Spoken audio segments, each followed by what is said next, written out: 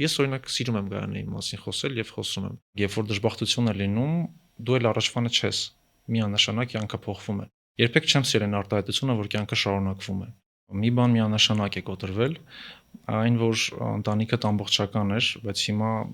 դա այլևս այդպես չէ։ Շատ դժվար էր այն, թե ինչպես պետք է բացատրեի երեխաներին, թե ինչու մայրը չի գալու այլևս։ Ինչքան էլ որ դու շատ փորձես գրկել, սիրել երեխայիդ, ամեն դեպքում մորը փոխարինել, կարծում եմ երբևէ ոչ ոք չի կարող։ Կարծում եմ հենց դա, որ երբևէ երեխաները այլևս չեն կարողանա ստանալ։ Նախ սկսում ես գիտակցել, որ Ընտրության հարցը դա ամենակարևորը երեխաների հետ ունենալն է։ պատմի ինձ շատ հետաքրքիր։ Հատուկ պատմություններ։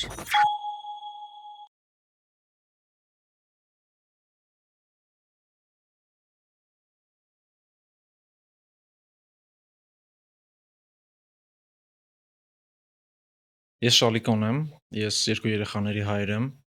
այնպես է դասավորվել, որ երկու երեխաներիս միայնակ եմ մեծացնում։ Իրականում ես իմ ծնողավարության փորձը հատուկ չեմ համարում։ Ես գտնում եմ, որ անում եմ մի բան, որ պարտավոր անել յուրաքանչյուր ծնող, որովհետև եւ զարմանում եմ շատ ժամանակ նրա վրա, որ մարդիկ մտածում են, որ ինչ որ յուրահատուկ երբեմն ինձ գրում են, որ դուք հրաշալի հայր եք եւ այլն, բայց ես չեմ համարում, որ ինչ որ յուրահատուկ բան եմ անում։ Ճիշտ է, այնպես է դասավորվել կյանքը, որ ես երեխաներիս մենակ եմ մեծացնում հանգամանքների վերումով, բայց կարծում եմ, որ յուրաքանչյուր մարդ, ով պլանավորում է ծնող դառնալ, պատրաստ է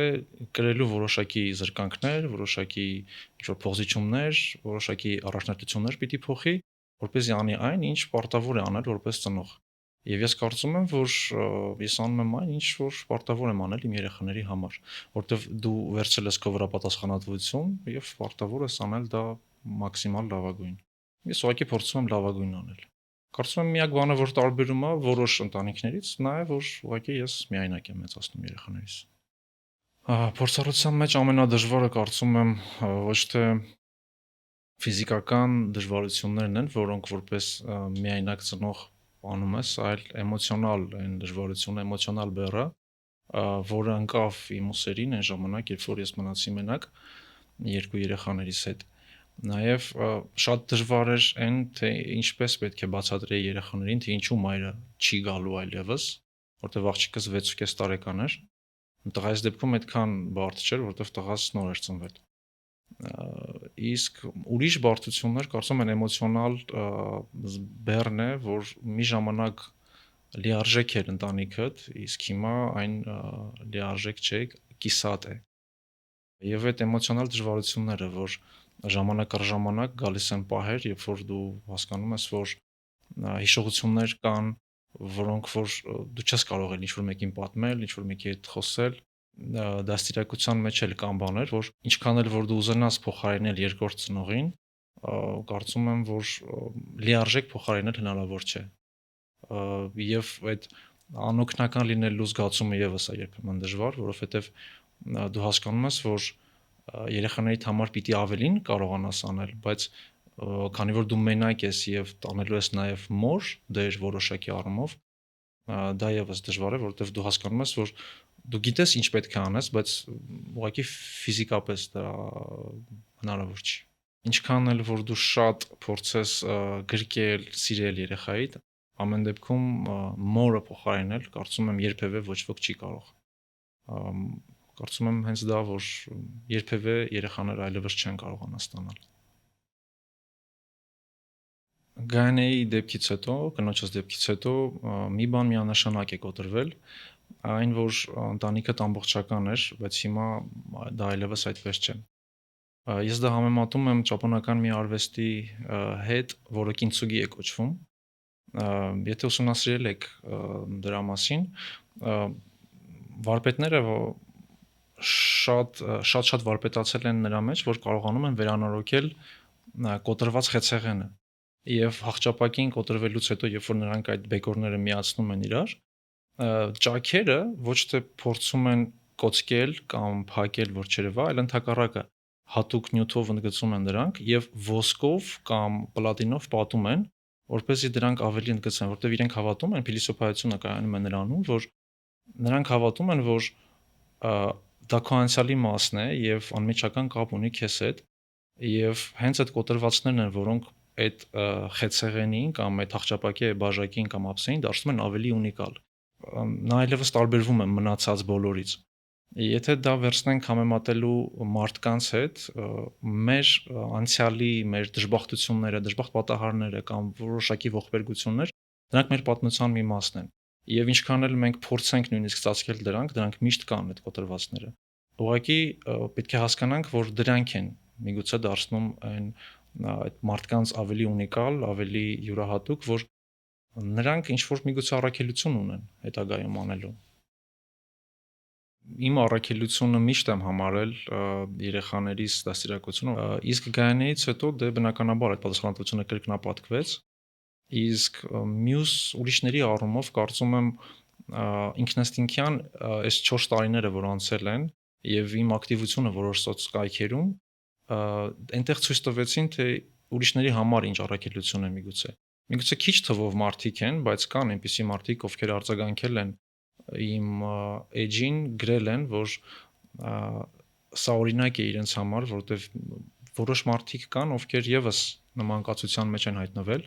եւ միայնակ են մեծացնում իրենց երեխաներին, շատերը փորձում են օրինակ վերցնել դաստիարակության մեթոդներից կամ ուղղակի կյանքի վերաբերվելու պոզիտիվից։ Միանշանակ, երբ որ դժբախտություն է լինում, դու էլ առաջվանը չես, միանշանակ կյանքը փոխվում է։ Երբեք չեմ սիրել արտահայտությունը, որ կյանքը շարունակվում է, որովհետև քեզ համար այն այլևս առաջվանը չէ։ Իհարկե կյանքը շարունակվում է, միշտ էլ բոլորի համար կյանքը գնում է։ Կապ չունի դու ում կորցրիր կամ ով քեզ կորցրեց։ Բայց իմ կարծիքով այս ամեն ինչից հետո առաքելությունը կայանում է նրանում, որ ուղղակի հնարավորինս կարելի է օրինակ թողնել ուրիշներին, որ մարդիկ հասկանան, որ իրենք մենակ չեն նման ծանր փորձությունների ներքո։ Ի սկզբանե իմ էջի նպատակը չի եղել ինչ-որ բան մարդկանց սովորեցնել։ Ուղղակի ես որոշեցի իմ փորձով կիսվել։ Ես չէի պատկերացնում ինքը ինչպիսի արձագանք կունենա։ Ինձ ուղղակի խորհուրդ տվեցին էջ վարել։ Երեխաների հետ կապված էջ վարել։ Եվ այդ ժամանակ նաև ես սկսեցի սարեր գնալ։ Արդեն 4 տարի է, որ ես սկսել եմ լեռներ գնալ, սիրել լեռները ու առհասարակ բնությունը։ Եվ այդ ժամանակ ես սկսեցի կիսվել եւ ծնողավարության փորձով եւ զուգահեռ իմ առօրյայով, իսկ առօրյայիս մի մասը կազմում է նաեւ լեռներ գնալը։ Կարողացել ենք մարդկանց նաեւ ցույց տալ, թե ինչպիսի խաղաղություն կա բնության մեջ, ինչպիսի վեհ ուժ կա լեռներում։ Հիմա արդեն նայելով էջին, էջի վարելու այդ իմ ցանկությանը, հասկանում եմ, որ դա եւս օգտակար է, նաեւ լեռնային այդ մեր արշավների հետ կապված պոստերը, որոնք մենք տեղադրում ենք, նաեւ երեխաների հետ կապված ցանկացած բան, որ ես պլանավորում եմ եւ տեղադրում ենք իմ էջերում, հասկանում եմ, որ մարդիկ դրանից օգուտներ քաղում են եւ այո, հիմա դա արդեն դարձել է նաեւ առաքելության մի մաս, չնայած ի սկզբանե ուղղակի ակտիվություն էր։ Բնությանը մոտ լինելը եւ լեռներ գնալը բոլորիս է հոգեհարազատ։ Բնությանը բոլորս ենք մոտ, այդպեսին ենք մենք ստեղծված։ Բայց իմ ցանկությունը լեռներ գնալու կամ այն էներգիան, որ ես զգացի այնտեղ, եղավ գայանեից հետո։ Իրականում մինչև այդ մի երկու լեռ եմ բարձրացել, մի երկու սար եմ գնացել, այն էլ ուղղակի կամ գյուղում պապիկս իր հետ տարել է իր աշխատանքներին, մենք ուղղակի հետը քայլել ենք, չնայած այն ժամանակ չէինք հասկանում դա։ Իսկ գիտակից տարիքում երևի թե մի անգամ եմ սար գնացել, երբ որ գայանեն դեռ կար։ Բայց գայանեից հետո դա ուղղակի լեռներ գնացի, բայց երբ որ զգացի գագաթի վրա, երբ որ մեկուսանում ես գագաթի վրա եւ այդ հանգստությունը, որ զգում ես այնտեղ, մի ուրիշ տիպի լիցքավորում է մարդուն, չգիտեմ, ինձ այնպիսի լիցքեր է տալիս, այնքան է լիցքավորում, որ ես հասկացա, որ առանց լեռների ուղղակի անհնար է։ Եվ իրականում շատ մարդիկ, ովքեր որ լեռներ են գնում, ես դե շատերի հետ եմ արդեն շփվում, իրենք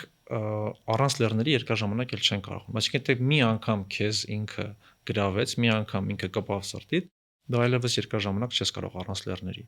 Այնպես է ստացվում, որ կարող է 2 շաբաթ չգնաս արշավի, չմասնակցես, որ լեռներ չբարձրանաս, հետո հասկանաս, որ ինչ որ մի բան պակաս է կյանքում, ինչ որ մի բան թերի է եւ ուղղակի վերցնես ուսապարկդ, միանաս ինչ որ մի քանի ընկերների եւ բարձրանաս։ Որովհետեւ այն ճիշտ է դու գլերներ կան, որոնք որ դժվար են եւ հոգնեցնում են քեզ։ Բայց այդ հոգնածությունը մի օրից անցնում է, բայց այն տրամադրությունն է, այն ռեսուրսը, որ դու ստացար այնտեղից, ամբողջ կյանքում է մնում։ Այնպես որ սա մի սովորություն դարձավ ինձ համար, որի համար որ չգիտեմ, ես շատ շնորհակալ եմ իմ ընկերներին, ովքեր որ ինձ հրավիրեցին Սարեր գնալ, իսկ հիմա արդեն ես եմ մարդկանց հրավիրում, որովհետև հասկացել եմ, թե ինչքան դրական լիցքեր եւ ինչքան էներգիա կա այնտեղ, որը կարելի է կորզել։ Գանեն տարավ երազանքներ, անվերջանալի էմոցիաներ, անվերջանալի հիշողություններ եւ դրական մարդու կերպար թողեց։ Գանեին ճանաչողները կփաստեն, որ ինքը անսահման առաքինի հատկություններով անսահման լի մարդ էր։ Եվ այն ինչ որ թողեց Գայանեն, կարող է անվերջանալի ուղղակի ապրեցնել մարդուն։ Չկա այնպիսի, կարծում եմ, խնդիր, որը որ մենք միասին չէինք կարողանա լուծել։ Հիմա էլ ես որ հիշում եմ, թե ինչպես էր ինքը որոշ հարցեր լուծում, ինչպես էր ինքը վերաբերվում մարդկանց ու բոլորիս, մեզ նաև, չգիտեմ, կարելի է ուղղակի անverջ օրինակ քաղել։ Գանեն այնպիսի բարձր նշաձող է սահմանել մարդ եւ կին լինելու, որ հիմա որ sense նայում ես շուրջդ, հասկանում ես, որ այնքան շատ մարդիկ կան, ովքեր որ ունեն շատ հատկություններ զարգացնելու իրենց մեջ, որ այդ աստիճանին դառնան, որովհետև չգիտեմ, ինչ որ անբնական մարդ էր, ասենք ես քիչ եմ հանդիպել այդպիսի մարդկանց, ում մասին որ կարող եմ այսպես արտահայտվել, բայց Գայանեն երևի բացառիկ մարդ էր, շատ բացառիկ կերպար։ Երեխաների հետ Գայանեի մասին խոսում եմ այնքան, ինչքան որ իրենք դա ուզում են։ Տղաս մի ընթացք, հիմա էլ երբեմն տատիկին եւս մամա է ասում, որտեվ մայրս է դե բնականաբար մեծ խնամք է տանում, բայց ինքը շատ լավ գիտի, որ իր մայրը Գայանեն է եւ շատ ժամանակ երբ որ Գայանե անունը նույնիսկ լսում, ասում է իմ մաման էլ է Գայանե։ Ես սիրում եմ Գայանեի մասին խոսել եւ ոչ միայն երեխաների հետ, այլ առհասարակ սիրում եմ իր մասին խոսել եւ չեմ զլանում եւ երբեք թեման չեմ փոխում։ Եթե երեխաները ես զգում եմ, որ պետք է Գայանեի մասին խոսել, ես շատ հանգիստ խոսում եմ։ Երբեմն մարդիկ եւի կարծրատիպ կա այդպիսի, որ ոմանք մտածում են, որ գնացած մարդու մասին իր հարազատի մոտ չպիտի խոսեն, որովհետև մտածում են կցավեցնեն։ Բայց դա շատ սխալ կարծիք է, որովհետև այդ մարդիկ ուզում են խոսել։ Այդ մենք ենք ուղղակի ներշնչել մեզ, որ մարդիկ չեն ուզենա իրենց հարազատի մոտ։ Ես օրինակ սիրում եմ Գայանեի մասին խոսել եւ խոսում եմ։ Ինչից եզրակացնենք, որ աղջիկս չի ուզում մոր մասին խոսել, որովհետև իրենք շատ էմոցիոնալ կապված էին իրար հետ։ Եվ ճիշտ են սկզբի շրջանում աղջիկս շատ էր լացում եւ մի ընթացք կար, որ որոշ թեմաներ չէին խոսում, բայց Գայանեի մասին միշտ ենք խոսում եւ մաքսիմալ շատ խոսում եմ երեխաներիս հետ, որովհետեւ իրենք եւս դրա կարիքն ունեն եւ իրենք եւս սիրում են խոսել։ Սերգուլին երբեմն պատմում ենք, դե ինքը չի հիշի Գայանեին, որովհետեւ ինքը 3 օրական էր այդ ժամանակ։ Դրա համար մենք իրեն պատմում ենք, թե ինչպես էր այսինչ բանը ասում Գայանեն, ինչպես էր այսինչ բանը անում Գայանեն, քանի որ ես աղջիկ երեխա ունեմ, իմ վախերից ամենամեծը աղջիկ երեխայի հետ կապված ցանկացած հոր հարցրեք, կասի թե ինչի է ինքը անհանգստանում ավելի շատ աղջկա համար, որովհետև աշխարհում բարոյական արժեքները գնալով անկում են ապրում եւ թե ինչպես կարող ես դու ճիշտ դաստիարակել աղջիկ երեխայի այսպիսի համակարգում, իմ ամենամեծ վախերից մեկը դա է։ Արդյոք չի լինի այնպես, որ ես որոշ հարցում թերանամ, որովհետև ինչքան էլ դու փորձում ես շատ ժամանակ անցկасնել երեխաներիդ հետ, որպեսզի տաս նրանց մաքսիմալ ճիշտ դաստիարակություն, հոգսերը, աշխատանքը, մնացած բոլոր գործերը քեզնից խլում են ժամանակ եւ առհասարակ բոլոր ռեսուրսներից քեզնից խլում են եւ միգուցե դու ժամանակի կամ մեկ այլ ռեսուրսի պակասի պատճառով թերանաց որոշ հարցում։ Իմ ամենավեծ վախերից մեկը դա է, որ միգուցե որոշ հարցում թերանամ եւ ինչ որ բան բաց թողնեմ։ Բայց դա լրացնելու համար, չգիտեմ, մաքսիմալ ջանքեր եմ թափում։ Ես մաքսիմալ քիչացրել եմ ինքս ինձ տրամադրվող ժամանակը։ Չնայած դա չի նշանակում, որ պետք չէ, որ մենք մեզ հետևենք, որովհետեւ առաջի հերթին պետք է մենք նաեւ հետևենք մեր առողջությանը, որպեսզի միշտ կարողանանք շարունակել լինել երեխայի կողքին։ Ես, չգիտեմ, վախերից մեկն էլ երևի դա է, որ մի անգամ մի դեպք ինձ պատմեցին, էլի այսպիսի հանգամանքներում գտնվող մի մարդու մասին, իր աղջիկն էր պատմում, գրեց ինձ, իրականում ես չեմ ճանաչում, ինքը մի անգամ գրել էր, որ հայրը եւս միայնակ է մեծացել 3 երեխաներին, իրենց 3 աղջիկներին, եւ հետագայում, երբ արդեն իրենք չափահաս մեծ մարդիկ էին, հայրը ինքը ասում է հայրս ասաց, որ ես գիտեք թե ինձ էի շատ սիրում, որ անընդհատ բժշկի էի գնում։ Ես հասկանում եմ, որ ինձ չի կարելի հիվանդանալ, ինձ չի կարելի շուտ հեռանալ, որովհետեւ ես պետք է ձեզ հասցնեմ նպատակին։ Իմ վախերից մեկն էլ կարծում եմ դա է։ Բարեբախտաբար ես շատ լավ առողջություն ունեմ եւ հետևում եմ դրան, զբաղվում եմ սպորտով եւ այլն, ամեն ինչ անում եմ, որպեսզի, չգիտեմ, այդ վախերից մեկն էլ հաղթահարած լինեմ։ Խորհուրդս այդպիսի ծնողներին, ովքեր որ միայնակ են մեծացնում կամ էլի ծանր հանգամանքներում են դաստիարակում իրենց երեխաներին, նախ չպետք է փորձել կատարյալ լինել,